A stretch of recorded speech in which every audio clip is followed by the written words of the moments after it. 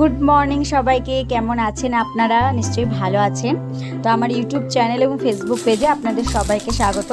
তো আজকে আমি যেটা বানাচ্ছি যে রেসিপিটা, সেটা হচ্ছে আমেরই একটা রেসিপি। যেহেতু এখন আমের সিজন চলছে, এটা হচ্ছে আমের একটা cake, no bake cheese cake ম্যাঙ্গোর।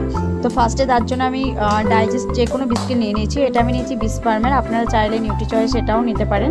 তো তারপর তার সাথে আরেকটা চকলেট বিস্কিট নিয়েছি, ভালো করে সেগুলোকে পেস্ট করে নিয়েছি। শুকনোই কিন্তু পেস্ট করবেন, কোনো জল টল কিচ্ছু দেবেন না। দেন তারপরে একটুখানি বাটারটাকে একটু স্মেল্ট করে তারপর এর মধ্যে দিয়ে দিচ্ছি। এরপর ভালোভাবে এটাকে পেস্ট করে, মানে ভালোভাবে মিক্স করে সুন্দর একটা এইভাবে সাজিয়ে নিয়েছি। এরপর সেটাকে সরিয়ে দিলাম, ফ্রিজে রাখবো 10 মিনিটের মতো। এরপরে আবার মিক্সি জারের মধ্যে নিয়ে নিচ্ছি পনির, তার সাথে নিয়ে নিচ্ছি একটু কনডেন্স মিল্ক, তার সাথে একটু ফ্রেশ ক্রিম। আর যদি এর সাথে চান অল্প পরিমাণ সুগারও দিতে পারেন, বাট আমি এর সাথে দিইনি চিনিটা, আমি পরে চিনিটা দিয়েছি। আর একটু দিয়ে দিয়েছি চিজ। তো সবগুলো মিলিয়ে আর একটু দিয়ে দিয়েছি দুধ, তার কারণ হচ্ছে না হলে এটা পেস্টটা ভালোভাবে হবে না, সেজন্য। তো সব কিছু দিয়ে ভালোভাবে এরপর পেস্ট করে নিচ্ছি, একটা ক্রিম বানিয়ে নিচ্ছি আসলে হোয়াইট কালারের।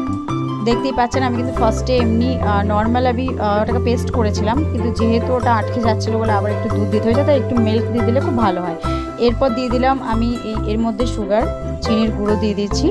তার মধ্যে দিয়ে দিচ্ছি একটুখানি, আরও দেখতে সুন্দর লাগবে তাই একটু এই ম্যাঙ্গোগুলোকে একটু কুচি করে এর মধ্যে দিয়ে দিচ্ছি। এরপর ভালোভাবে এগুলোকে আবার মিশিয়ে নিচ্ছি।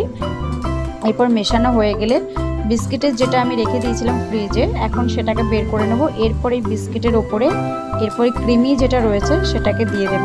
তারপর চামচে করে বিস্কিটটার মতনই এটাও ভালোভাবে এইভাবে গোল গোল করে একটুখানি সাজিয়ে নেব সুন্দর করে। এখন দেখতেই পাচ্ছেন কি সুন্দর লাগছে। এরপর নিয়ে নিয়েছি দুটো ম্যাঙ্গোগুলোকে ভালোভাবে পেস্ট করে নিয়েছি ছাড়িয়ে। তারপরে এই পেস্টটা এরপর এর মধ্যে দিয়ে দেবো, ব্যাস তাহলেই হয়ে যাবে।